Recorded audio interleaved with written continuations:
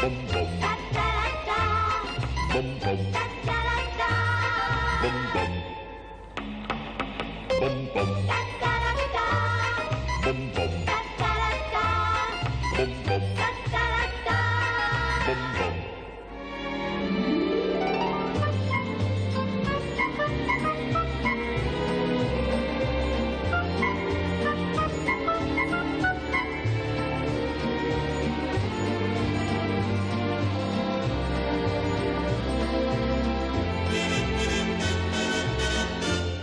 Bum bum.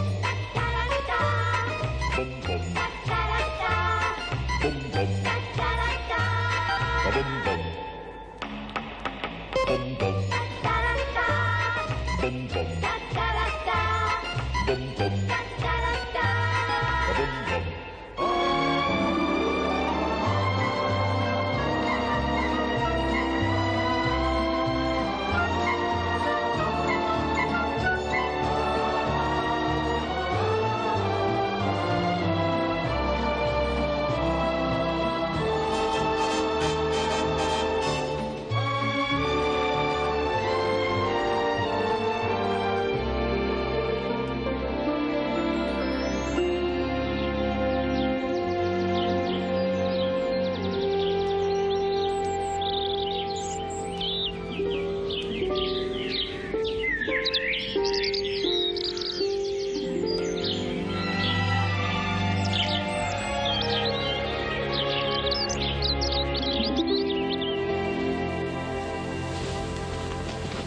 Good morning, Prudence.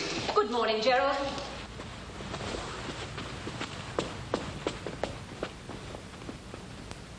I have been living for 12 years now with Prudence, my wife. A perfectly normal married life. No friction. We have achieved the ultimate, peace through marriage. Every morning we breakfast together in perfect harmony. Gerald? Yes? What are you doing? Nothing. Well, stop talking to yourself and come down. Well, almost perfect harmony. We have separate interests during the day, and of course we have separate bedrooms during the night. The telegraph, madam. Thank you, Rose. Your time, sir. Thank you, Rose.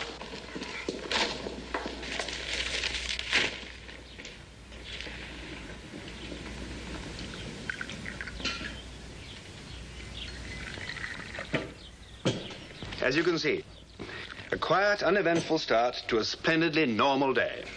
Students of social behavior will tell you that you can always tell a really successful marriage by the gay and witty conversation at breakfast.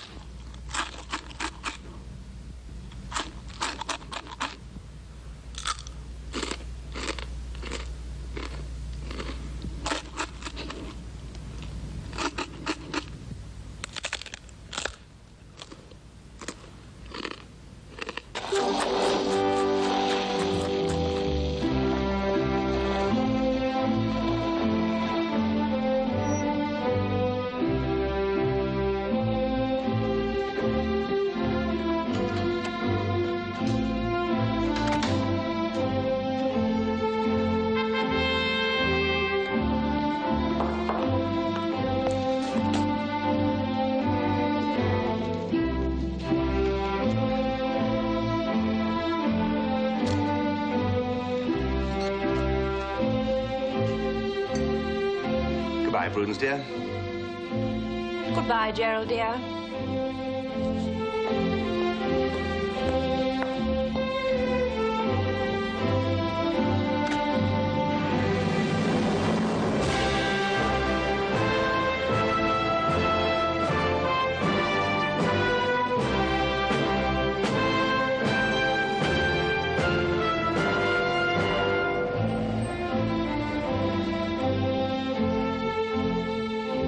My world was a world of business affairs, extremely comfortable but extremely dull. I used to invent little games to relieve the monotony. Mornings started with the Thompson chase.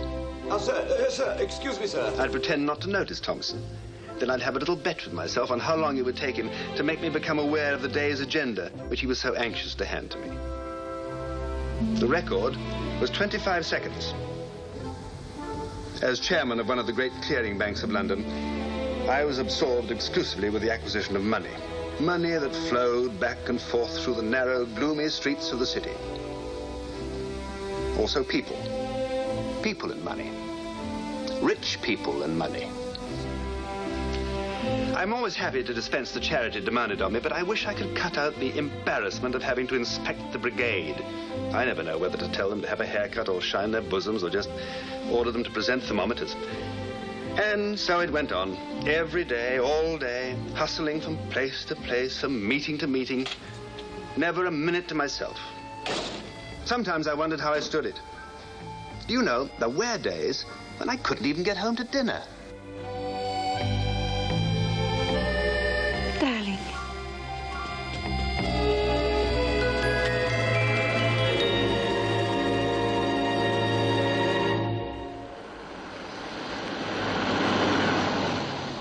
I suppose the whole thing really started with my brother, Henry.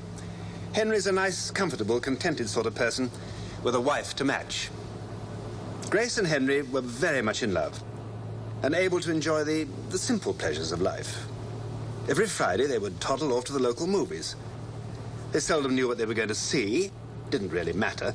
What mattered was that they went together. On this particular and somewhat fateful Friday, they found out that they'd seen the film before. Would you be disappointed if we simply went home? I'm never disappointed to go home, darling.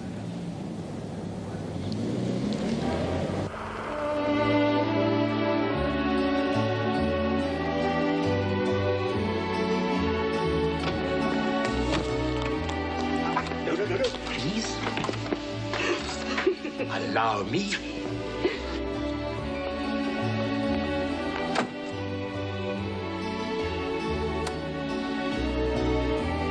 Oh, Grace. Grace. I'll tell you what we'll do. We'll console ourselves with a bottle of champagne. And take it to bed with us. Splendid thought. Go and get it. I'll run a quick bath. Right.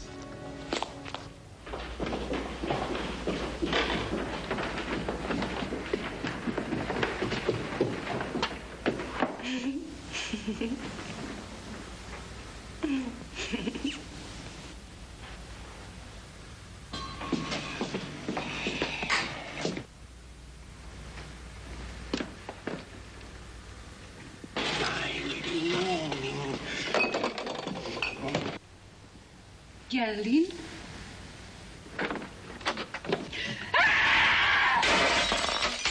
Geraldine! Mother! Really? Oh, sorry. Henry!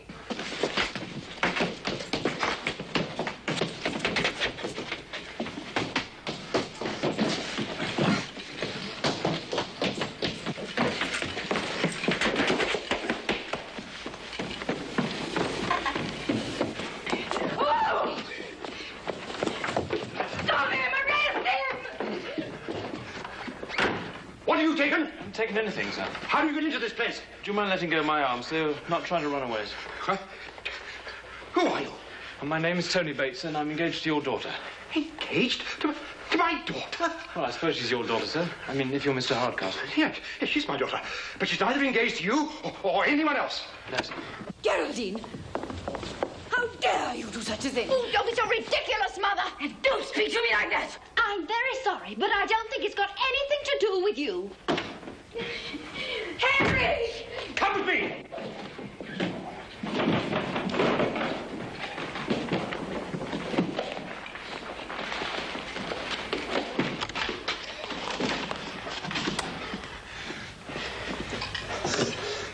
Close the door.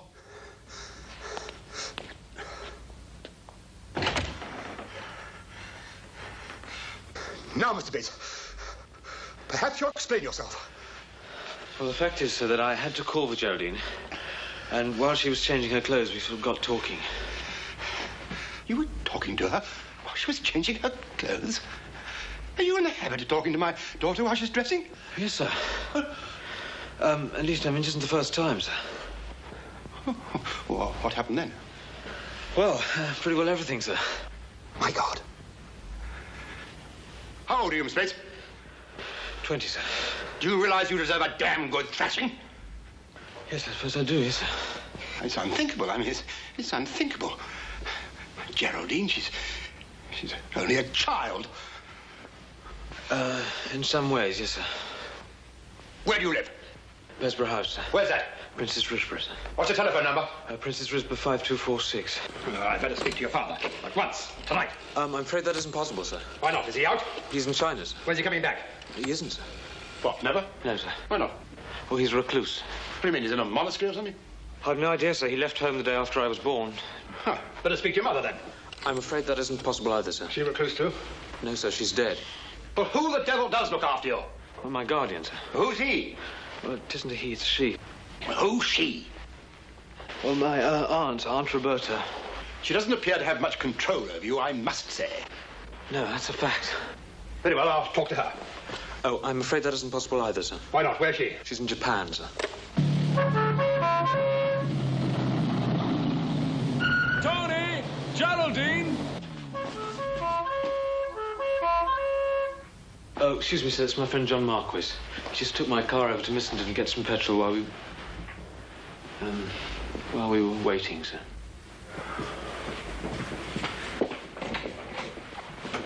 Mr. Bates, you'd better go. May I have a quick word with Geraldine before I go? You may not. Go home. May I just say one thing, sir? What is it? I love Geraldine. I love her very much. I intend to marry her. You will be hearing, Mr. Bates, from my lawyers. Tony! Geraldine! You're not still at it, are you? I really am most frightfully sorry, sir.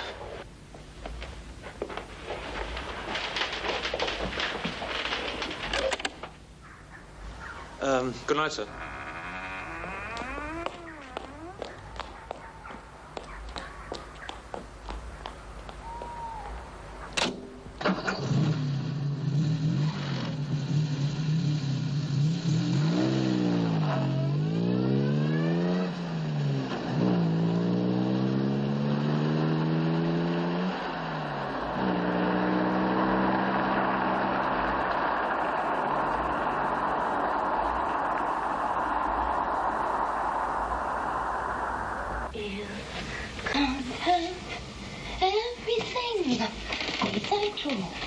For what you've gone to. Something okay.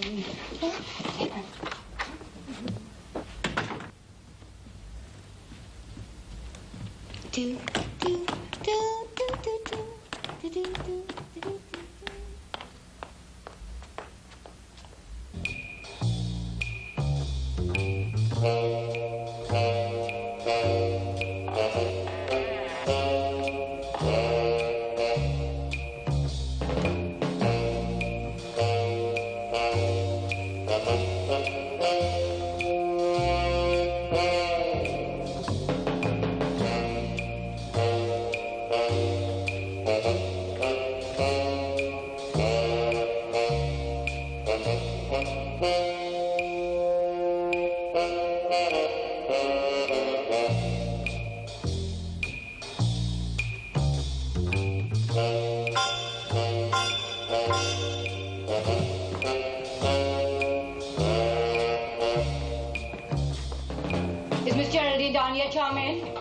She's in the dining room. But see that we're not disturbed.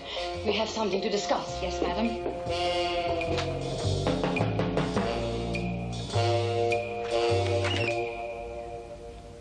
Oh, hello, Mum. Geraldine. Yes? I wish to have a talk with you. Oh, fire away, then. Oh, has Daddy gone already? He's gone to play golf. Geraldine, dear, I may have said one or two things last night that hurt you. Oh, I don't think so. You called me a prostitute once or twice, but I didn't mind. Well, naturally, I was very angry and shocked. Well, that's all right, Mummy. Forget it. After all, it wasn't your fault. Now, what are we doing about the Wilkinsons? Are we going? Geraldine, do you realize at all what you've done? Yes, I suppose I do. You seem to take it very calmly. Well, the situation isn't a new one, you know. Not a new one?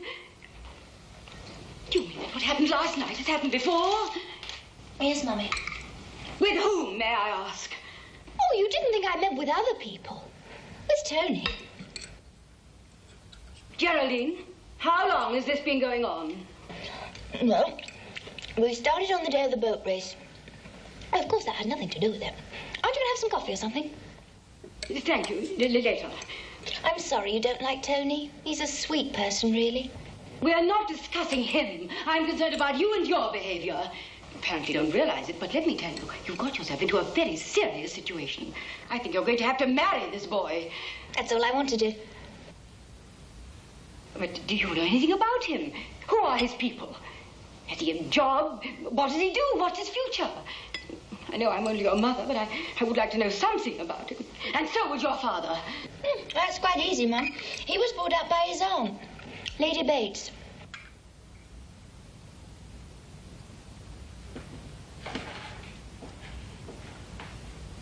Lady Roberta Bates?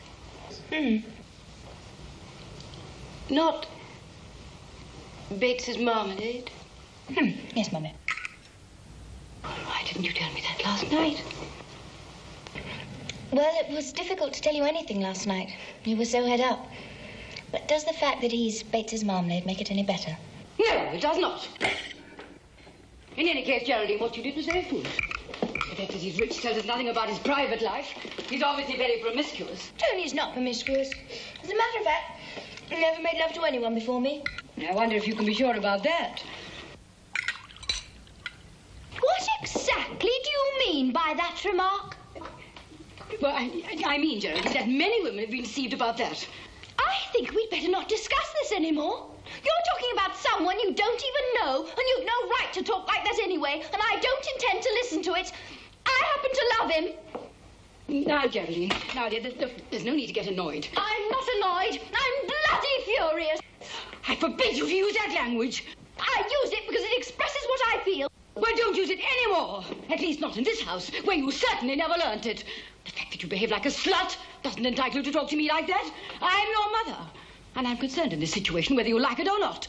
You seem to think that the whole thing has nothing to do with me. But when you find yourself about to have a child by a man who won't marry you, then I suppose you'll call on your father and me for help. He would marry me.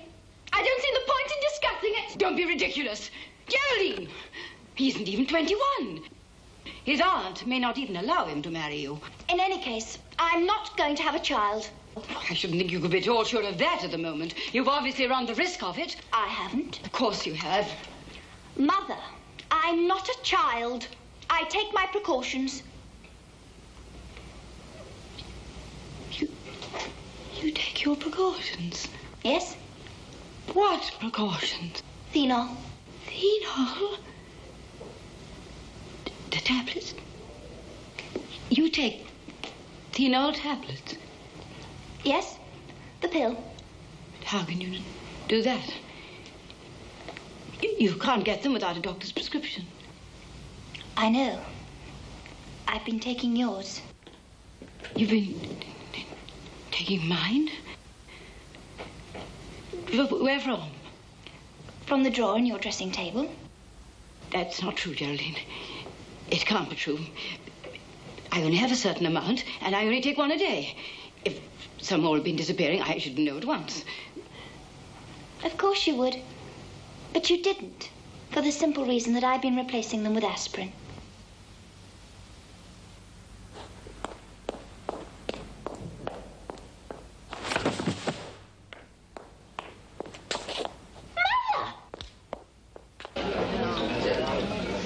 When Grace told me it was so, you could have knocked me down with a feather. I mean, really, it's absurd. Me ordering perambulators. You must admit it's damn silly. Oh, I don't know. Well, what do I want with another child at my age? I ought to be becoming a grandfather, not a father again. Well, there it is, old boy. I've just got to take it whether I like it or not. But it was a terrible shock. Terrible shock. Wonder whether it be a boy or a girl. Well, here's to it, whichever it is. To he or she. To the intruder. To your first son, Henry. To your son. Thanks. What did you say that stuff was called, those tablets? Phenol. How do you spell that? T-H-E-N-O-L, I suppose. Why? I don't know, just sounds vaguely familiar. Phenol.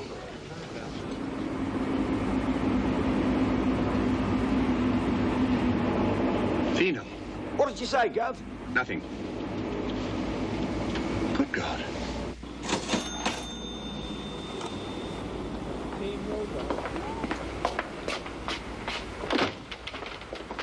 This is what you want. Phenol, the very latest thing. Are you sure they'll be all right? All right, they're infallible. Tell her to take one every evening without fail. Well, that might be a bit difficult. What's difficult about it? Well, I haven't actually, you know... I mean, it says she might not. Well, I mean, I can't go and ask her, take the pills before I... I see. What you need is a bit of the old-fashioned deception, isn't it? Yeah. Yeah. Look at this. Vitamin B tablets keep you fit as a fiddle. Now, all you've got to do is take the vitamin B tablets out of this bottle, put the phenol tablets in this bottle, and there you are. It's in the bag. Well, it's not in the bag. And don't forget to read the instructions. You're a bleeding genius. It's nothing. Half the girls in the village think they're taking vitamins, as a matter of fact.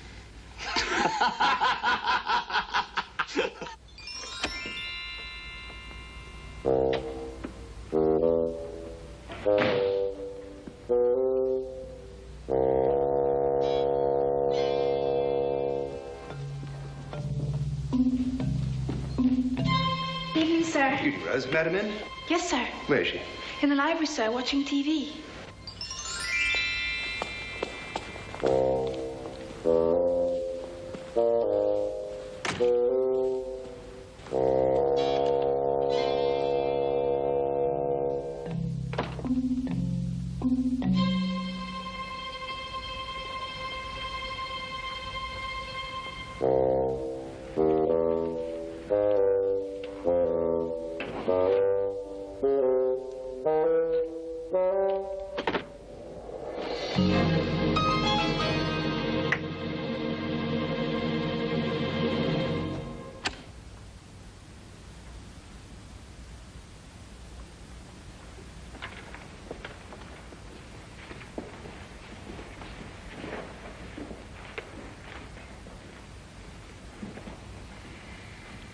Gerald? Yes? If you want a drink before dinner, you better hurry up.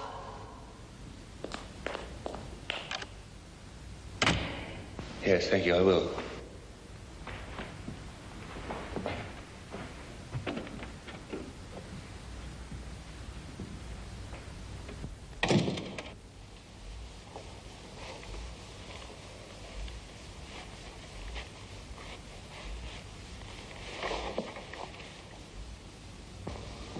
I wonder who it is. Did you say vitamins, Ted? That's right, mate. You're strong and pretty. You think I need them? Well, you've been looking a bit off colour just lately, Rose. That big house to run and only the cook and the old char to help you. Don't worry, nothing will happen to me. Not if you take these, it won't. But you must take them regular, the same time every evening. Funny sort of vitamins? The latest thing.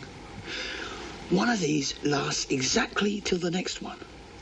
Honestly, Rose, you take these and you'll be fine, and I'll be happy.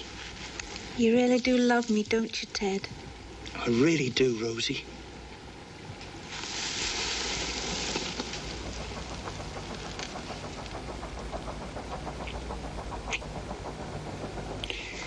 Why don't you take one now?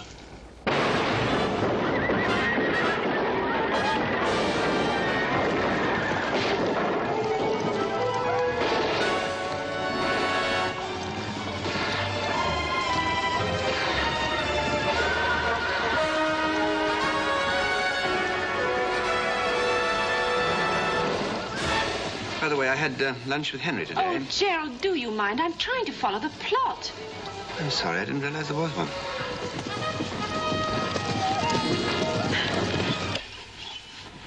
I suppose you feel a Western is beneath you. Not at all. Then why do you keep interrupting? I was merely trying to give you some interesting news. Grace is expecting another child. Good heavens. Are you serious? Of course. Is there any reason why she shouldn't? I should have thought she was past that. Why are you always so uncharitable? She's no older than we are. Oh, I thought she was. What made you think that? I don't know.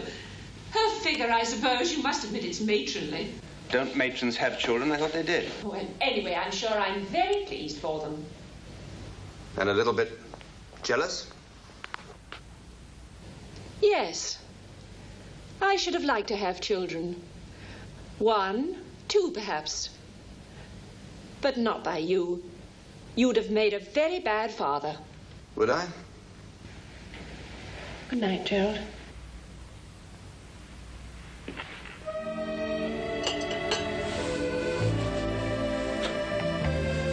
Why are you so anxious to find out who it is? She knows nothing about me. Why should you know anything about him? Unless, of course, you are going to divorce her at last. Well, why not? Don't imagine you're going to marry me. Once is enough. In any case, I'm not the marrying type. We'll find you some nice little cabbage to look after you. Thank you, that'll be lovely. Anyway, I don't think you'll do anything. I don't think you want to get into a fight. Well, I hate rows and accusations. Of course. Attacking her, disgracing her, and treating her like a criminal. For doing what? What I'm doing myself. Exactly what you're doing yourself. Did you mean that, what you said just now about, that you wouldn't marry me even if I were free? Well, of course I did. I told you,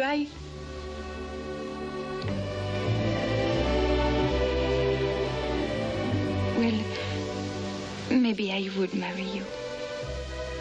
But you're not free.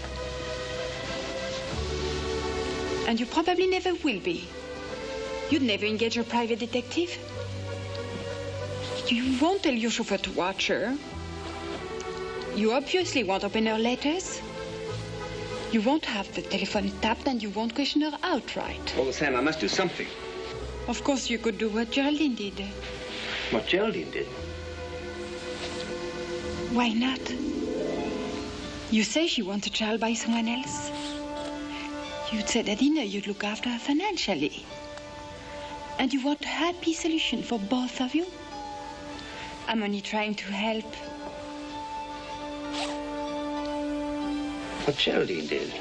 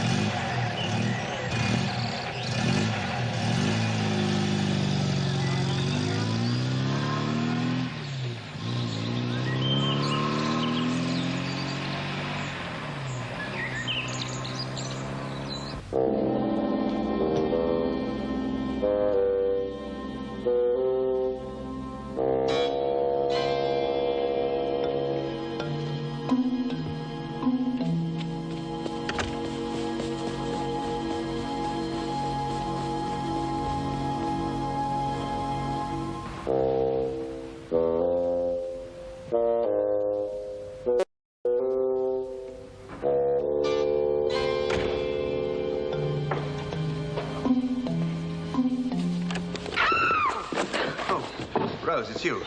I'm sorry, sir. I didn't know you were there. Yes, that's all right, Rose. That's fine.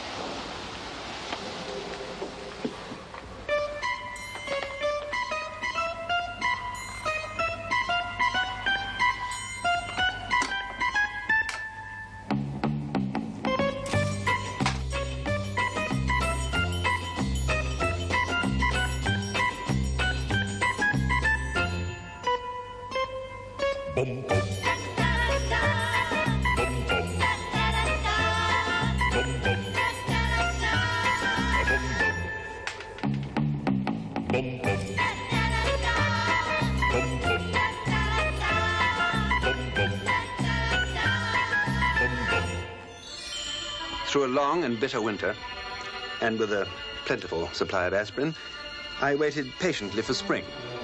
It arrived at its romantic, blossom-filled best, to an explosion of flowers bursting brazenly out of fields and hedgerows. The countryside presented its brand new spring collection.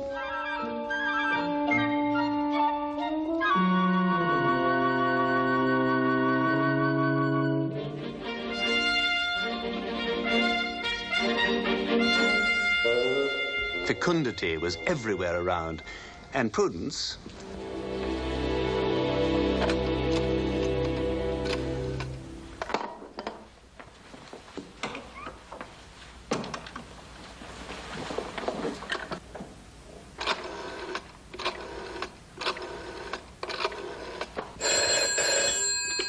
Hello? Oh, good morning, Miss Davis. Is he there? Oh, Mrs. Hardcastle. Just hold on a moment. Mrs. Hardcastle on the line, sir. Put her on, please. Yes, dear. Do you know yet if you're coming back to dinner? I'm afraid I'm rather late. Very late? I don't know why. Please be back at a reasonable hour. I've something important to tell you. Is it something, I can't discuss it on the telephone, Gerald. I wouldn't have bothered you at all, but I know you're out tomorrow. I'll see what I can do. I'll call you back. Thank you.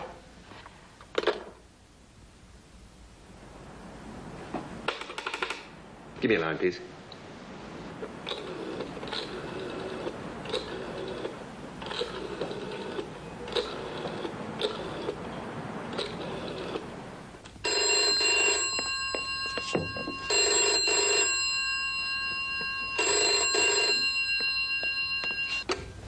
Allô?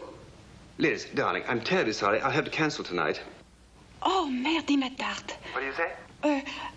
I just made a divine steak and kidney pie. Look, I rather think the great event is about to be announced. No. Yes, Prudence just called and she has something important to tell me. Go quickly. The pie will be wonderful cold. Right, I'll call you in the morning and I'll give you a full report. Okay. I'm back. Oh, good. Nothing wrong, I hope. Well, it is a bit serious, yes. You all right? Perfectly. Go along to your room. I've put the drinks in there. I'll be with you in a minute. I'll get something ready for you. Oh, yes, gin and tonic, please. Gin and tonic.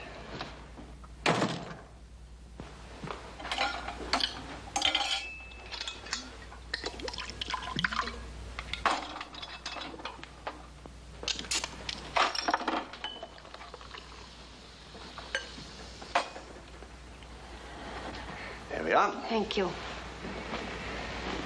Well, what's the problem? This is going to be embarrassing, Gerald, but I'd better come straight to the point. Far away. No need for us to be embarrassed, surely. Well, the fact is, I'm afraid the population of our little household is going to be increased. What do you mean? I mean that Rose is going to have a baby. Rose? Yes, dear, Rose. You may well look surprised. By whom? By Ted. By Ted? Well, she told me about it this morning. She was very upset, of course, but I'll tell you all about that later. The first thing is to decide what is to be done. Have you spoken to Ted? Oh, certainly not. That's your job. Good God. Yes, I didn't expect this of Rose. I'm disappointed. So am I. You'd better speak to Ted tonight. Oh, can't it wait till tomorrow? Well, in the morning you won't have time, and in the evening you're out. Yes, that's right. Yes, would you prefer to see him now or wait until after dinner? Oh, get it over. What am I supposed to say? He'll have to marry her. Does he want to? Well, that has nothing to do with it. He'll have to. Prudence, look, give me 5 minutes to change and then send him up. He's waiting now. Ted, come upstairs, please.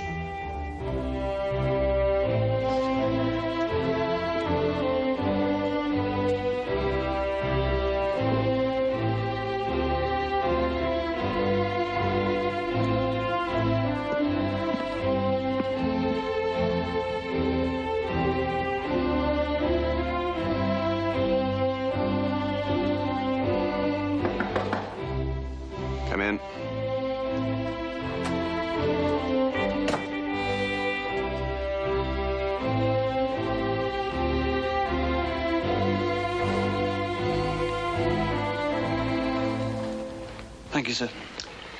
Well, Ted, you can take it from me that in the entire history of this world, no man ever yet had any pleasure out of a woman without having to pay for it. You'll have to marry the girl. But I'm ready to do that, sir. Fact is, Rose will make a very good wife, sir. I told her that, sir. Fine institution, marriage. I assume, sir, that after the regrettable incident which has taken place, sir, that Rose and myself will not be required any longer in our present position, sir. No, wait a minute. No, not so fast. We'll talk about that later. Oh, it's very kind of you, sir. You know, Ted, I should have thought you would have been smarter than this. After all, there are certain precautions one can take, you know. Oh, we took them, sir. They just didn't seem to be any good. What were they? Something called phenol tablets, sir. You mean that Rose has a supply of phenol tablets? No, sir, but I did, sir. Where have you been getting them from? The chemist, sir. Ferguson's? Yes, sir. On prescription? No, sir. The fact is, sir, Ferguson's dispenser's a very close friend of mine, sir. Oh, I see. Oh, you won't let it go any further, sir. I don't want to get him into any kind of trouble, sir. No, of course not. Oh, thank you, sir. So you've been giving these things to Rose, have you? Yes, sir. One a day, sir. That's the dose, sir. They really haven't done much good, have they? No, sir. Apparently none at all, sir. Yes, I won't be long. All right, Ted, you can go. Thank you very much, sir. I'd have a word with that friend of yours at the chemist if I was you. You know, he might have been giving you aspirin or something instead of the real thing. That would be a very dirty trick, wouldn't it, sir? Yes.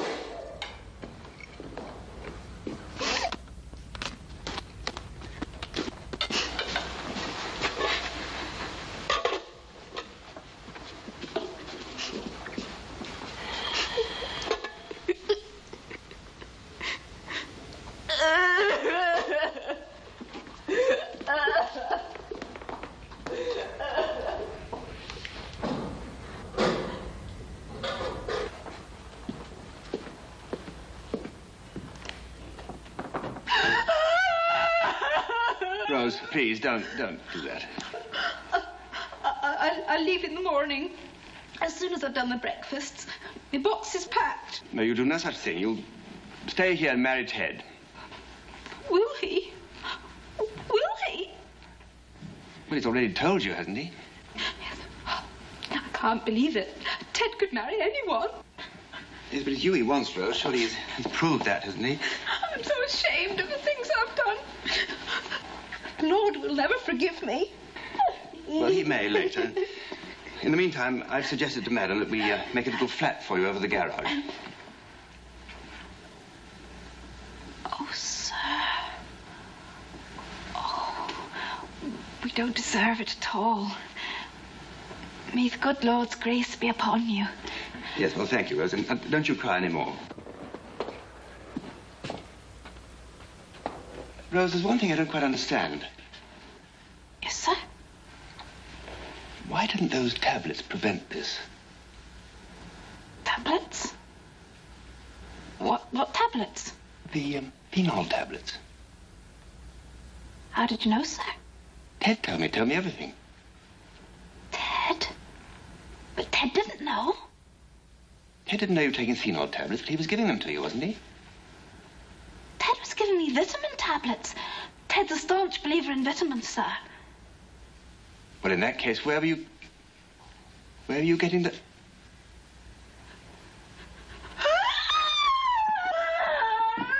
Now, stop it. Rose, tell me the truth. Have you been taking Madam's phenol tablets out of her drawer and putting your vitamin pills there in their place? Have you? Oh, my God. I'm sorry, sir. I spoke to my friends, sir, at the chemist, sir. They were the real thing, all right. Then why did you tell Rose they were vitamin pills? Well, I had to, sir. If I told her what they really were, she'd never have taken them. Never? Oh, no, sir. You sure? Never, sir. Absolutely not. Why not? Well, she's a very religious type, Rose is, sir. Absolutely forbidden. Oh, I see. You didn't tell her the truth, did you, sir? No, Ted, I didn't. Oh, thank you very much, sir.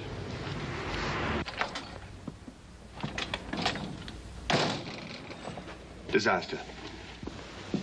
Absolute disaster. What do you mean, disaster? It wasn't Prudence, it was Rose. Rose? Yes, Rose. Rose was taking the aspirins. Prudence's. What? Ted was giving her vitamins, she believed. Prudence believed Ted was giving her vitamins? No, he was giving them to Rose. And Rose was changing them for Prudence's vitamins. Aspirins, I mean. But if Rose wanted aspirins, why did Ted give her vitamins? She didn't want aspirins. Then why did he think she did? He didn't think she did. Nobody thought she did. I didn't say that. Gerald, what are you talking about? But how the hell can I explain if you keep on interrupting? Prudence thought that Rose had a aspirin. Large one, please.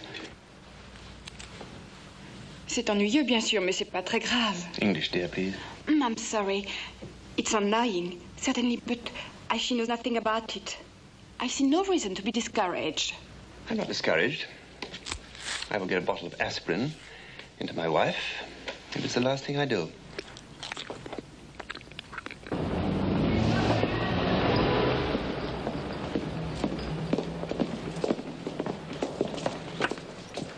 Good morning, sir. Aspirins? Precisely. Bottle. Large bottle.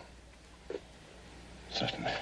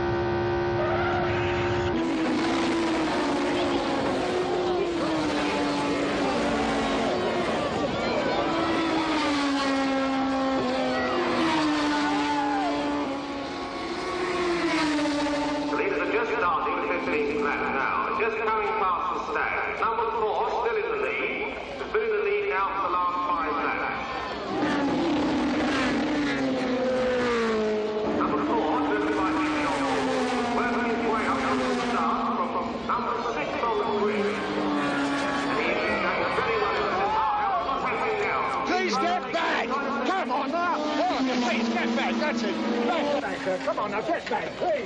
Look, will you get back in the back there? Here, Ma, where do you think you're going? I'm trying to find Mr. Bates. Never heard of him. Well, I think he's likely to be found in what you so elegantly call the pits. Oh, yes? Well, you can't go there. Why not? No badge. No what? No badge. You got no badge. Nobody gets into the pits without an official's badge. Well, how do I acquire an official's badge? I shouldn't think you do. Here, come on, get back. Come on, get back. Come back there. Here, take it. Oh, my God.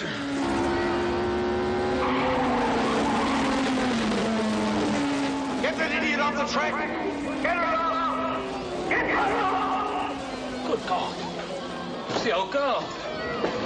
All the same, I must speak with my nephew. It's very important. I've come all the way from Tokyo a week early, just to say... Oh, there he is! Aunt Roberta! Darling boy! Pony! No one's allowed in the pits. You know that. This is Lady Bates, sir. My aunt. I'll keep her out of the way. Well, all right, but make sure you do.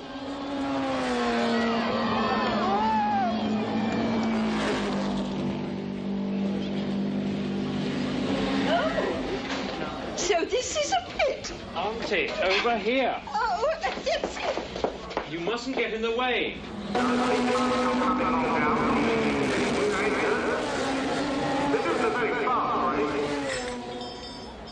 One more lap and he'll come into the pit. Well, I look forward to that. Now, what about this girl? I had your letter. She's marvellous, Auntie, absolutely marvellous. And you say you are going to marry her? You bet. Do you intend to ask for my consent? What? I said, do you intend to ask for my consent? It won't be necessary once you've met her, Auntie. When will that be? You're dining with her tomorrow. Why am I? 30 seconds. Of course, it's not purely sexual, you know. There's more to it than that. I'm glad to hear this. What? I said I'm glad to hear. It's not purely sexual. We're going on holiday with our family, you too. Oh, I don't know about that. Where to? 15 seconds. Penzance. Oh, I'd rather go to Amalfi, dear, but I'm used to. Watch this, Auntie.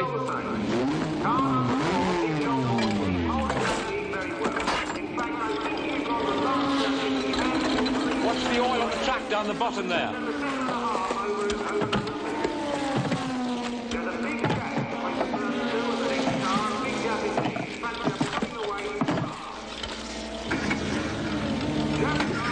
Come on, Jim, faster. Hurry up there, Ed.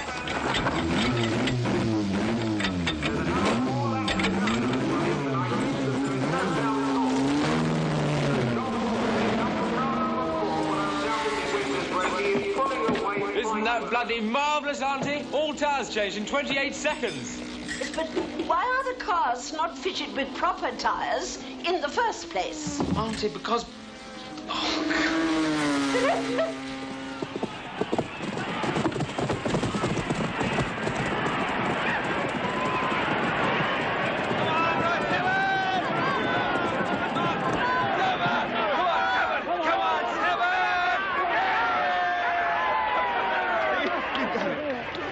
How about that? Come on, let's go. Oh, it's Uncle Gerald. Hey, Uncle Gerald! Uncle Gerald! Now, we've got to get another one. Oh, hell, he can't see us. Oh, come on, we must go and see. Can you hold that? Quickly. Come on. Uncle Gerald! What's the matter? Where are we going? Tea. Like some tea? Yes, but who is that? Someone you know? My niece. Geraldine? Come on. Are you suddenly ashamed of me? Oh, darling, that'd be absurd. The child doesn't even know of your existence. The child? Is she so innocent she can't even meet me? No, it isn't that. It's just that I don't... Well, what is it then? Are you afraid she'll ring up your wife? Oh, of course I'm not. Now, come on. Well, what is it then? Oh, nothing. Let's find a table. Uncle Gerald! Uncle Gerald! Hello. Oh, I want to introduce Tony. Tony, this is my Uncle Gerald. He's the most beautiful uncle in the whole world, and I was called after him. How do you do? How do you do, sir? Well, I congratulate you. You have very good taste. Well, thank you very much, sir. Hello. Bonjour. Oh, Geraldine, excuse me. Let me introduce you. I am Mrs. X. How do you do? You won't have heard of me, but I have heard a lot of lovely things about you. Thank you very much, Mrs. The name is Mrs. Brett, Geraldine, dear. Mrs. Brett is my mistress. Oh, really? Oh, I'm so glad. I knew it would be somebody lovely. Oh, what a pity you can't bring her down to Cornwall with us. We're going to have a huge family holiday in a stuffy old hotel, all madly getting to know each other. We should probably end up fighting like leopards. Thank you, but I'm already going away with friends. Uncle Gerald, we must go. We're in a party. Bye-bye. Bye-bye, Mrs. Brett. Bye. Goodbye, Tony. Bye. Bye. She is charming, isn't she? Yes, she's charming. What are you going to do, darling, while I'm away? What do you think I'm going to do? What do you think I'm going to do? What about your friends? Which friends? Well, those people with the poodles. They are going on holiday too, like everyone else. In any case, they're not friends. They're acquaintances. Would you like to go away somewhere? Well, of course I would. And if you dare to bring out your checkbook,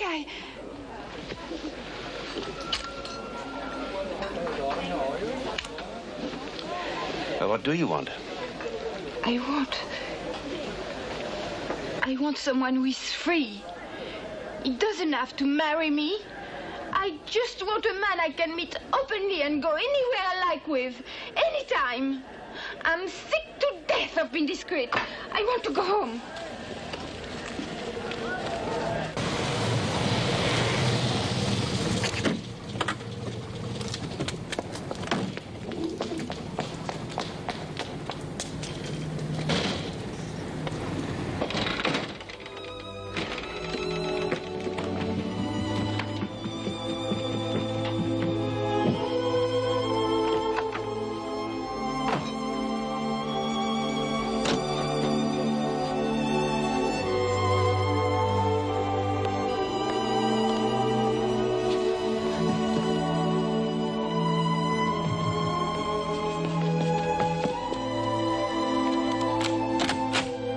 don't be ridiculous. Go away.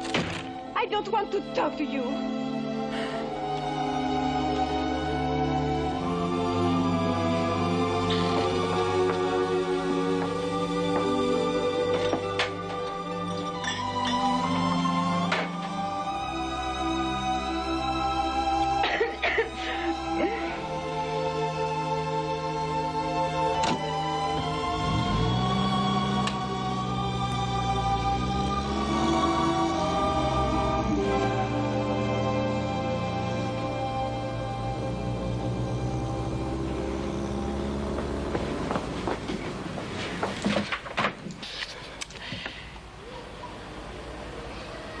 Dear Gerald. Yes, how could any man have survived this long? Knowing nothing, but absolutely nothing about women.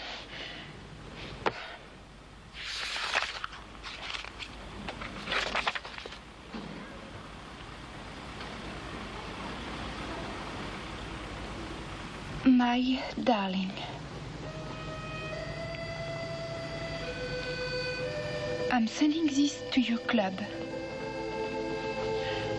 As I expect, it will be safer.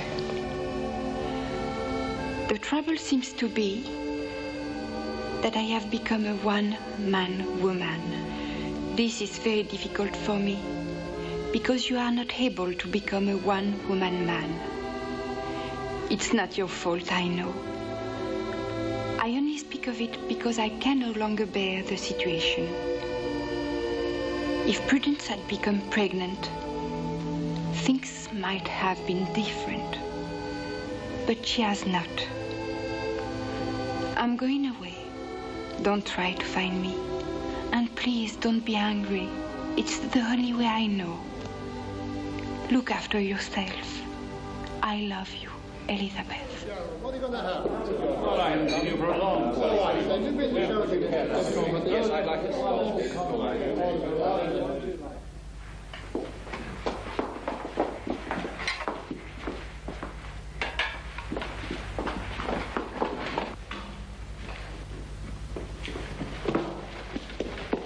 Sir. What's that? It's for Madam, sir. Is she having dinner in her room? Yes, sir. She's not very well. Not well? No, sir. Nothing serious? She won't eat, sir. Hasn't eaten a thing all day. Nothing? Won't touch a thing. I'll tell you what you do, Rose. You give that to me. I'll try to persuade her. What do you say? Bum, bum. Bum, bum. Bum, bum. Bum, bum. Bum, bum. Come in, Rose. Bum. Bum, bum. Bum, bum. Oh, it's you.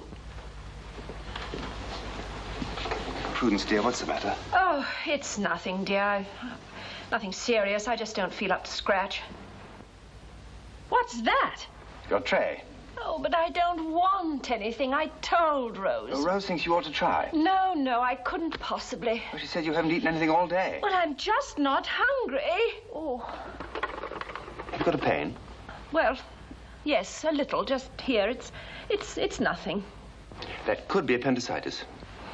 If you took a little more interest, dear, you'd remember that I had my appendix out when I was 10. That's right, I forgot. I must get a new cold compress. Let me. No, Gerald, dear, just take that tray away. The mere sight of it is nauseating. Right away, dear.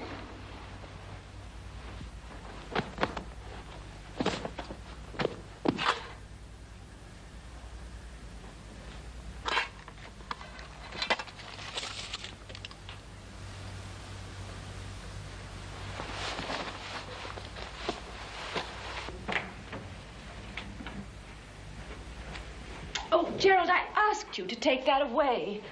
You should try, Prudence. It's salmon. You know you love salmon. I couldn't touch a thing, really. It's poached. Ugh. But you get so weak. Oh, please, please don't talk about food. Well, maybe you'd like something else, an omelette or something. Well, if you don't feel better tomorrow, you'll have to see the doctor. I saw him yesterday. You did? Yes, Ted took me up in the afternoon. What did he say?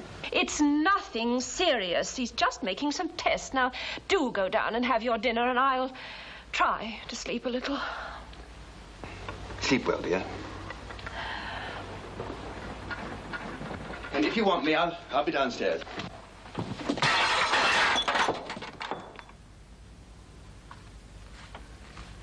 Sorry.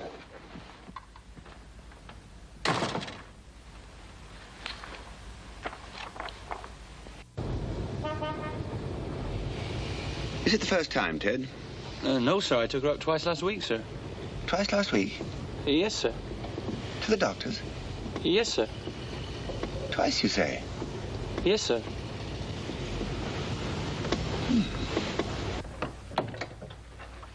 Mr. Hardcastle, Dr. Hewitt will see you now. Thank you.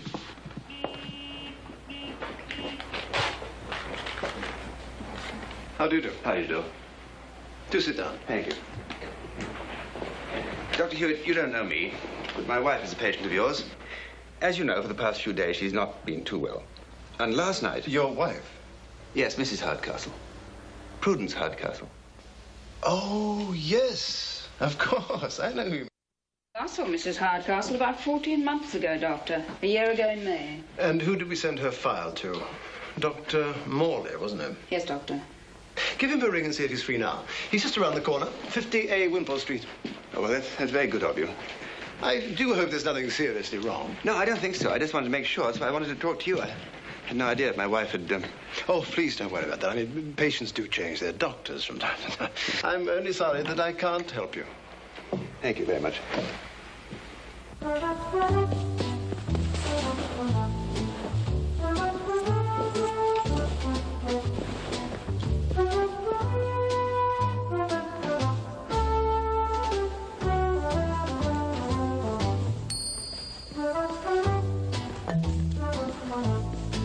Rose, you can send all those to the cleaners, and this, and this, and this. Yes, madam. Oh, and, Rose, send my blue dressing gown, would you? It's on the back of the door in the bathroom.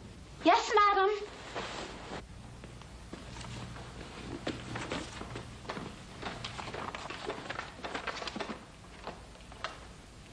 My darling, I'm sending this to your club.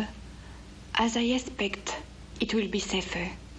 No, no, no. Nothing to worry about. Nothing at all. Nothing that a good holiday won't put right. You're sure? Absolutely. Greaves, Griffiths. Who? No, tell him to take an aspirin and lie down. I'll call him later. Greenaway, Greenhorn, Hardcastle. Yes, well, as I said, she's a little run down, a little anemic. I'm giving her some iron injections. You examined her thoroughly, of course. Well, of course. And you found no symptoms of anything else at all? Nothing at all. Nothing at all. Well, what about these tests you're going to make? Tests? No, I'm not making any tests. Oh. Then I must have misunderstood her. No. Take her away. Give her a thumping good holiday. She'll be as right as rain. Well, we are supposed to go next week if she's well enough. Really, that's curious. Curious? Why? Nothing. I was just thinking, didn't the same thing happen last year? Last year? Yes. Did your wife go away with you? No, that's true. Oh. Oh, yes, that's true. She was ill for 1 week before, and it was a fortnight before she could join me. Yes, I see. I suppose that's it, then. Yes, well, women are complicated creatures, Mr. Hardcastle. I sometimes think that the easiest way of dealing with them is to find out what they want and then arrange for them to get it. Hmm? Yes, well, I've been trying to do that since April, Dr. Morley. Good evening. Thank you very much. And the next, please. Yes. Do you mind if I stop at the chemist, sir? Why? I have to collect something for Madam, sir. What? Some medicine, I think, sir. What medicine? There's nothing wrong with her. Oh, I don't know what it is, sir. I left the prescription there this morning, sir. All right, we'll stop. Sir.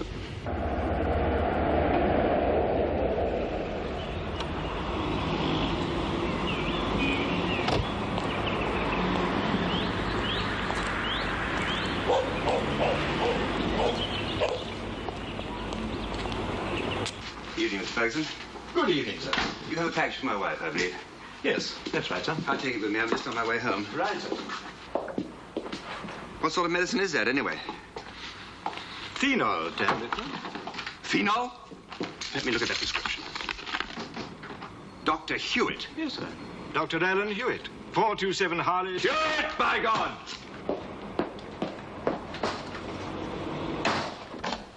Oh, yes, of course I know who you mean. But I haven't treated her for some time, you know. She hasn't been here. She hasn't been here for a year, at least. It must be a mistake. Dr. Hewitt. You wait, my good man. Just you wait. You and your mistress in her dinky little house. You wait, my good man. You shall have a prescription for some of Dr. Hardcastle's medicine now, and it's not going to taste very nice.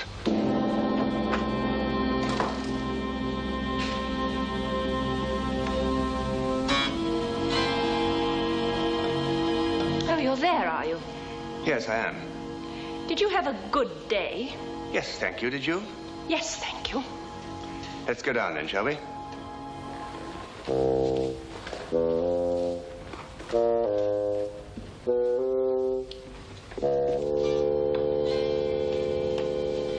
Cheese, sir? It's the same cheese we had last night, no. Was there something wrong with the cheese last night? It was bad, that's all. Then why did you eat it? I didn't. Then how do you know it was bad? I smelt it. The coffee, Rose.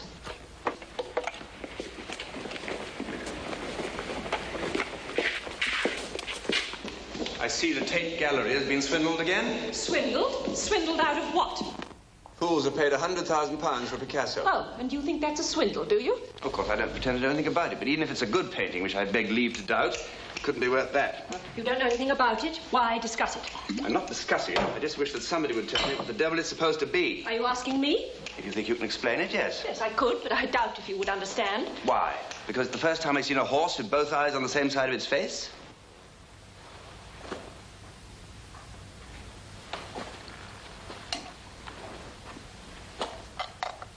What makes you think it is a picture of a horse? The title, Femme aux cheveux d'or. Cheveux means hair. Woman with gold hair. The French for horses is chevaux. Put the coffee there, Rose. Well, I still think it looks more like a horse than a woman. Possibly you understand horses better. I certainly don't understand Picasso. Oh, we can only hope he will survive that. I don't think anybody else understands him either, though a lot of people pretend they do. An opinion you share with most of suburbia. I'm sure Suburbia is honest enough not to praise a picture before seeing it. Well, I haven't seen it yet, admittedly, but I've discussed it with someone who has and who doesn't happen to be a Philistine.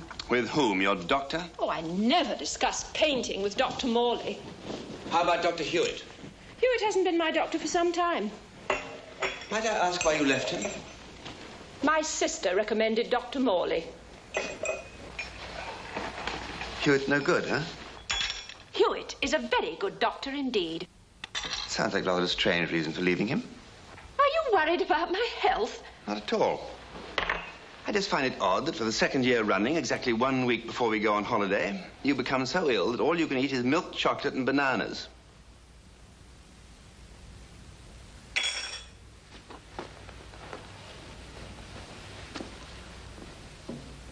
I think I ate a perfectly reasonable dinner tonight.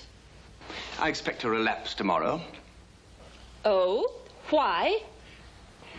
So that you can pack me off to Cornwall with the family while you, on your doctor's advice, spend 2 weeks in the south of France before you feel well enough to join us. I suppose you have some basis for these insinuations. Yes, I have. I'm pretty sure that you left Dr. Hewitt as a patient in order not to run the risk of compromising him. You speak as though you had evidence of some kind. I have. I happen to know that Hewitt has been giving you prescriptions for what is known as the pill. Gerald, give that to me. Oh, no. I will need that later. No doubt you can easily get another one. What do you intend to do with it? Is he married? No. Do you want to divorce me? What do you expect? Do you imagine you're going to cite Alan Hewitt? What else can I possibly do in this sad state of affairs? Oh, why do you have to be so sanctimonious about it?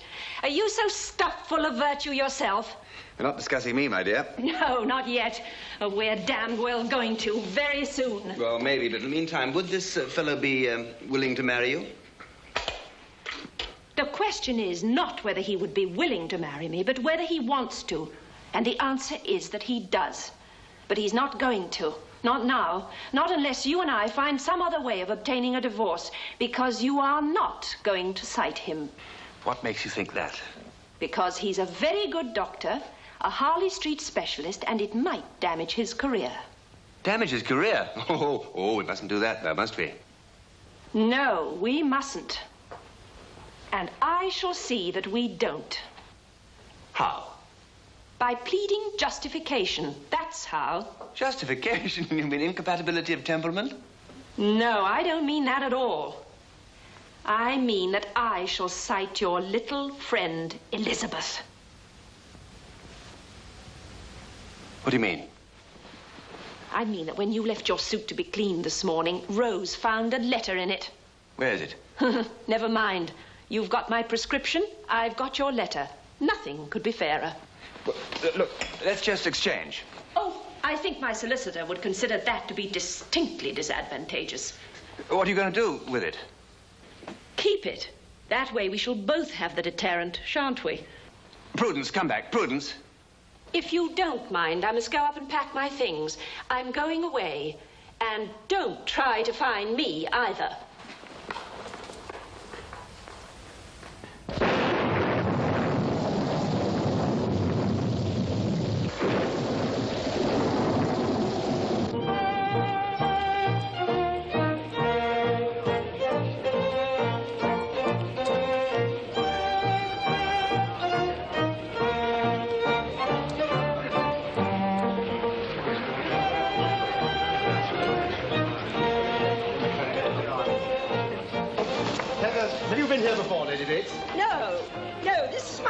Visit, and it'll be my last. Oh, really?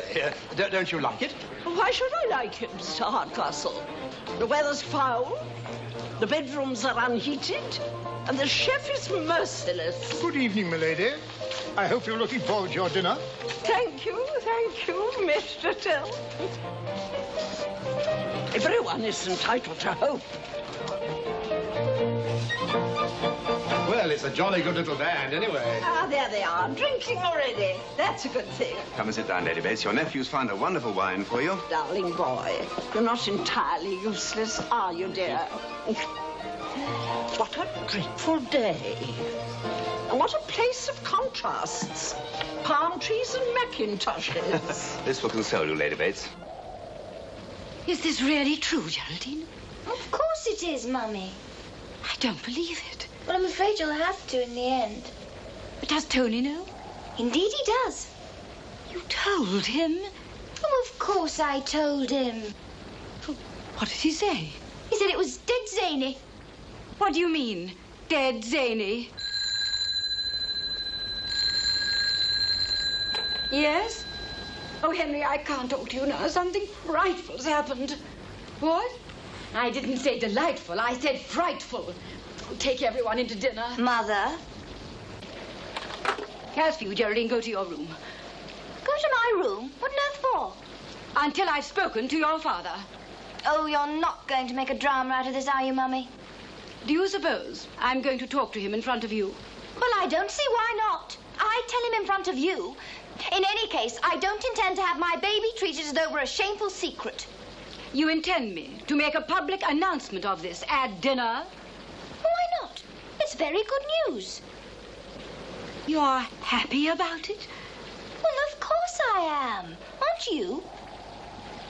Happy? Happy? To see my daughter become a motherless father? A fatherless... Oh, I mean an unmarried mother. I am not a mother yet, and I can be married next week. Oh, it's the most degrading thing I've ever heard of. To think a daughter of mine can become so abandoned as to... Mother, in a minute, that telephone's going to ring. And Daddy's going to ask why on earth we don't go down to dinner. I therefore suggest that...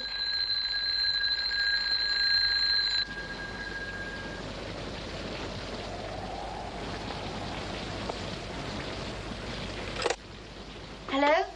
Yes, hello, Daddy. Yes, we're coming now. Yes, I'm sorry we're late. Mummy's been having a little trouble with her crinoline.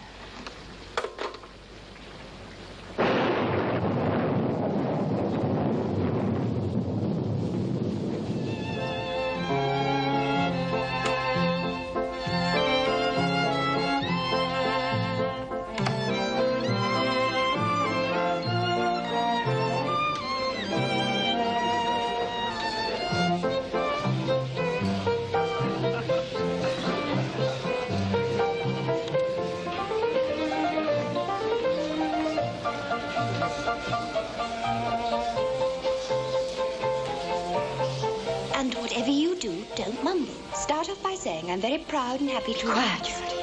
Do you want everyone to know? Yes, Mum. Oh, there you are. Where have you been? Your husband has been... What the devil have you two been doing? Where have you been? Father? Yes. Mummy's got some very important news to tell you. Oh, yes. What is it, my dear? Oh, go on, Mummy. Get it over. Look, shall I tell them? I want to propose a toast anyway. I ordered this wine specially. Yeah, yes, well, what is it? Krug, 1959. Yes, I know that. I mean, what is the toast?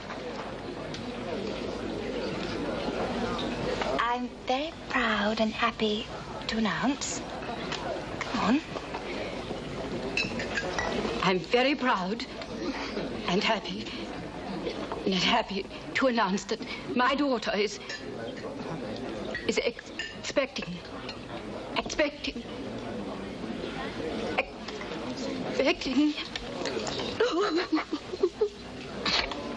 Geraldine. Yes, Daddy. Is this true? Yes, Auntie. Oh. Congratulations, my dear. Thank you.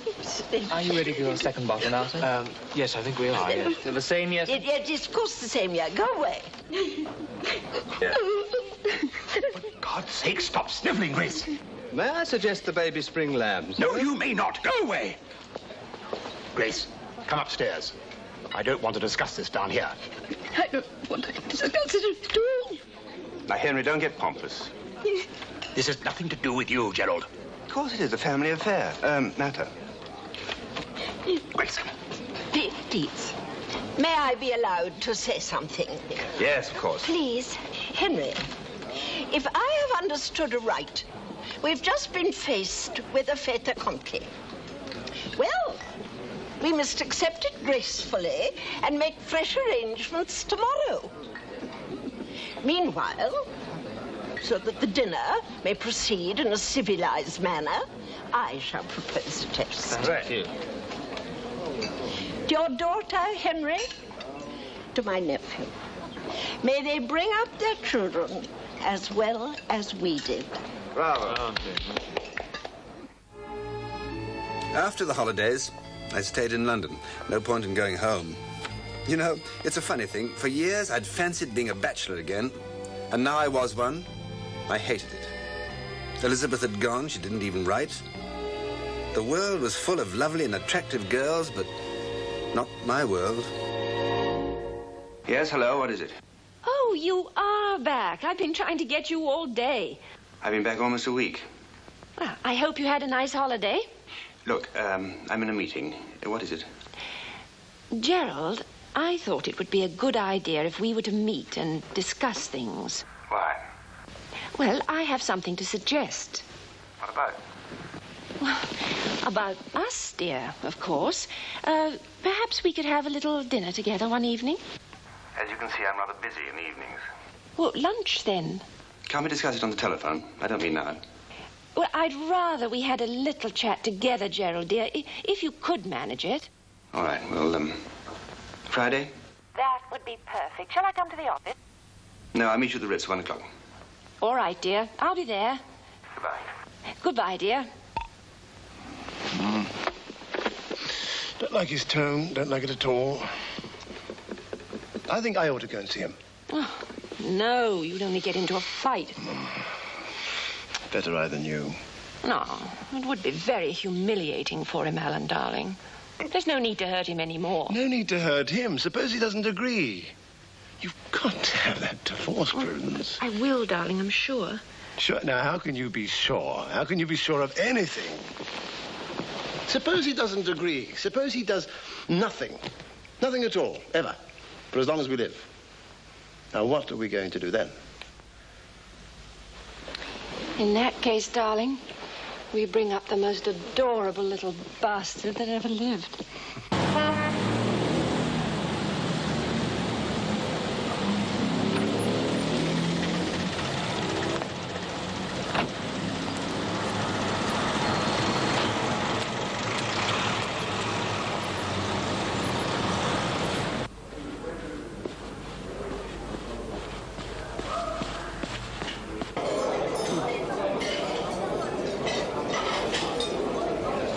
Like a drink? Oh, yes. Yes, thank you. I'll have a dry martini, please. Oh, thank you.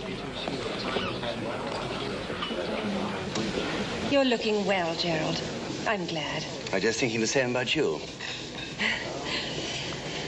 What do you want to talk about? Oh, let's order lunch first. There's plenty of time. I don't know what makes you think that. You're 20 minutes late and I have an appointment in the city at 2:15. Dry martini, madam. Oh, thank you. Well, it's about the question of divorce, Gerald. Look. I can easily give you evidence. Evidence about you and Hewitt? But there's no need for his name to be mentioned. Just an hotel bill, me, and a stranger. That's all that's necessary. He could be very discreet. One just plays gin rummy all night, I'm told. Are you ready to order, madam? Yes, I'll have some cold salmon and salad. Anything before it, madam? Vichyssoise. And for you, sir? Grilled sole, nothing else. Sir. Well, all this card playing, whose reputation is that designed to protect? Mine or Hewitt's? Oh, both. You'll be the guilty party, then? Well, officially, yes. But that needn't make any of us feel morally superior to the others, need it? After all, Gerald, darling, life is very difficult for everyone, isn't it? We all want happiness. You too, I think. I should like you to find it, Gerald. I should like you to find someone who could give you everything you want. Love, happiness, children even. You once said that I'd make a very bad father. Well, you didn't take me seriously, did you? Why shouldn't I? Oh, Gerald, when a woman is having a row with a man, she's entitled to say anything that comes into her head. That's only fair. I better take another look at the book of the rules. Wonders. Thank you, sir. Anyway, about the divorce. Why in such a hurry all of a sudden? Oh, I didn't say I was in a hurry. You still want to marry him? Well, of course. But why don't you, wait a while? Why don't you have a trial period like we had? Well, it didn't help us much, did it? No. Still, it's not as though you're going to have a baby or something, is it? No, it isn't. But supposing I were, what would you say then? I don't know what I'd say. I know damn well what I'd do. I'd get out my old service revolver, clean it, and blow his bloody brains out after what he did to me. Well, wouldn't a divorce be more practical? Look, I don't want to talk about a divorce today. Let's talk about something else.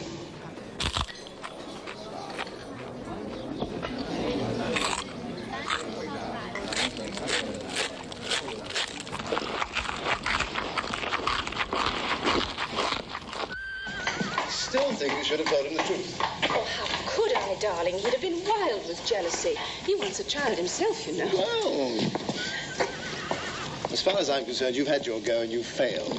Now, you've got to let me try. I bet he and I will settle the whole thing in 10 minutes. I don't see how. Oh, men have a way of sorting these things out. No. He might do something desperate. Nonsense. Alan, darling, please, will you promise me something? Don't go near him. He wasn't joking, you know. He had a very nasty look in his eye. Not if he draws a gun, I'll shoot first. Look, it's our only hope. Damn it, he's got to be civilized about it. I want to get married, and I want to marry his wife. Yes, but darling... Darling, stop fussing. Get in the car.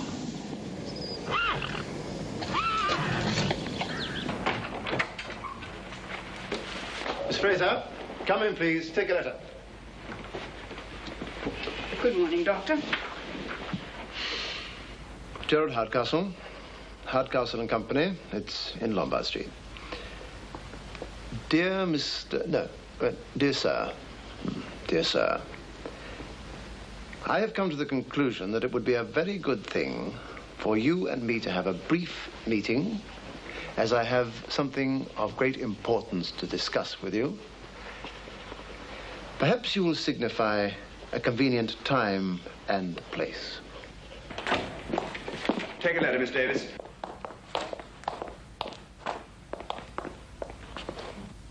Dr. Alan Hewitt, 425 Harley Street. Dear Dr. Hewitt. No. Dear Hewitt, I find your suggestion that we should meet somewhat surprising. I should have thought, under the circumstances, that such a meeting would be as distasteful to you as it is to me. However, as you are obviously not of this opinion, you may come to this office at 5 o'clock on Thursday next. Yours faithfully. In fact, the total book value of their securities at September the 30th was £28,516,000, not counting treasury bills, tax reserve certificates, and interest accrued up to 17.28 of Good total... God! Stop, man, stop. Pull in here.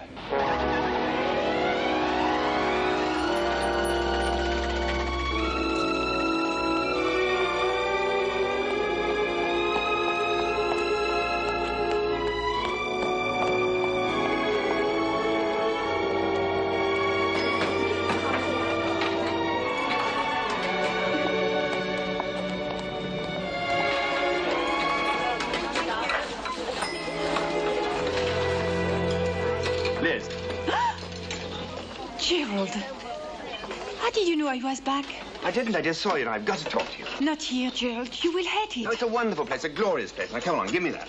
Let's find a table. Oh, thank God I found you. Are you all right? Of course, darling. Did you have a good holiday? It was hell. Rained the entire time. When did you get back? Yesterday. Where have you been? To Paris, to my sister. I just come back for 1 week to get my things.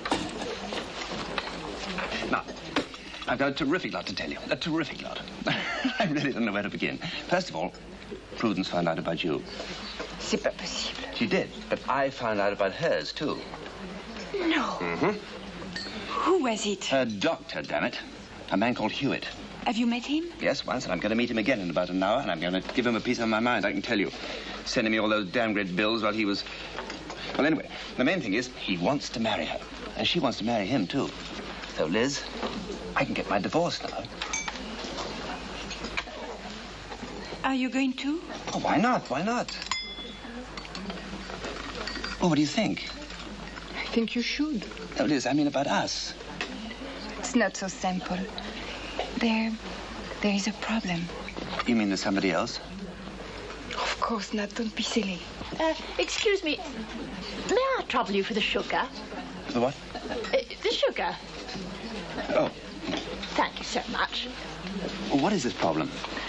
Gerald, I have something to tell you. What is it? I wait a baby. You wait a what?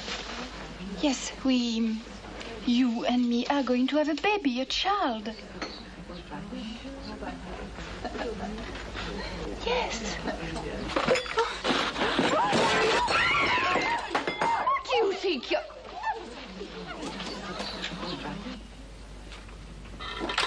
Miss Davis, when Dr. Hewitt comes... Mr. Hardcastle. Dr. Hewitt, my dear fellow, you must forgive me. I couldn't get away. Come in. Come into my room. Well, now, how are you? I'm delighted to see you. I'm very Let me well. have your hat. Do sit down. No, I think you'd be more comfortable there. Would you care for a cigarette? No. A cigar? No, really, no. You're quite sure? Quite sure, but thank you. Now then, what can I do for you? Well, I wanted to talk to you about Prudence. Darling Prudence, how is she? She's very well. A wonderful woman, Hewitt. A really wonderful woman. You know that? Yes, I think so, too. Now, tell me all about it. Are you happy? Yes. Frightfully. Good. Now, Hewitt, look, if it's all right with you, I'd like to push this divorce through rather quickly. What? You see, Hewitt, I'll let you into a secret. You see, I'm about to become a father, Hewitt. What do you think about that? I don't know. Grace, look over here. That's 5. The final result of these disgraceful intrigues was a formidable avalanche of almost unbelievably handsome children. Grace produced the most divine little boy that ever existed. Geraldine had a little girl who was quite literally the most beautiful child in the world. Prudence, after the birth of a daughter... Oh, I beg your pardon, Hewitt. Birth of a son?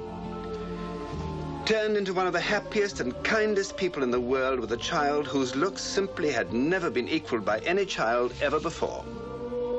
And of course, there never had been any children quite so wonderful as the twins that Rose presented to Ted. Personally, I think babies are rather hideous little things. And to be quite honest, Elizabeth's baby was not really very different at first from the rest of them. But after a few years, she became, without the slightest shadow of doubt, the most incredibly lovely child I ever saw in the whole of my fairly long life. No, but seriously, don't you think I'm right?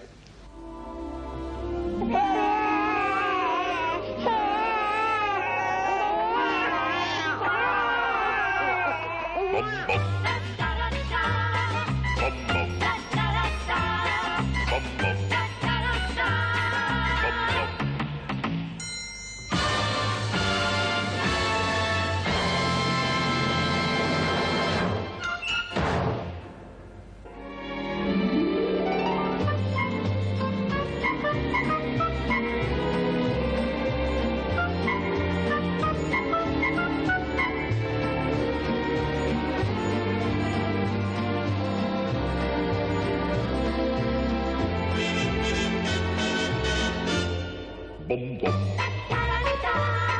Bum bum.